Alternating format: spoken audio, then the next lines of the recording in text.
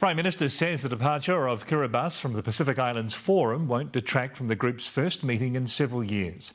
Kiribati announced it was withdrawing just days before leaders are set to gather in Fiji. It sparked fears for the region's unity in the face of China's growing influence and the ever-increasing impact of climate change.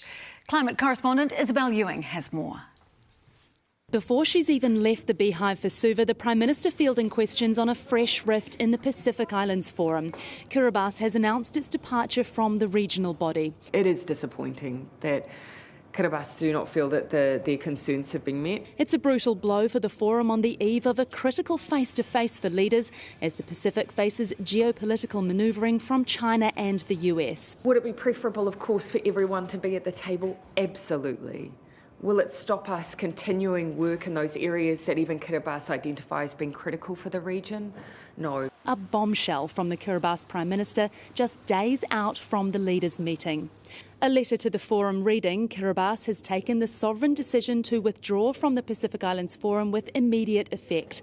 Among the reasons were the forum's collective inability and reluctance to address the core concerns raised by Kiribati, including the Secretary-General appointment, calling it a misstep which does not allow the usual courtesies to discuss matters in the Pacific way. There is a view that issues like climate change, which affect all of us, we must keep working collectively on. And my hope is that over time, Kiribati will choose to come back into the forum. Kiribati's departure has stoked fears that China's push to expand its influence is fracturing the Pacific solidarity.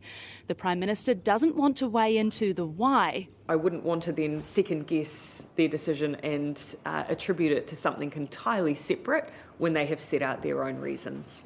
Regional unity critical now more than ever to tackle the Pacific's key threat, climate change.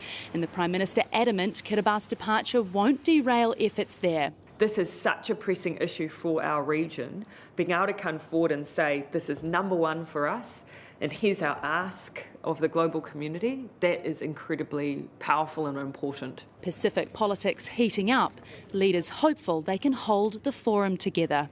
Isabel Ewing, Newshub.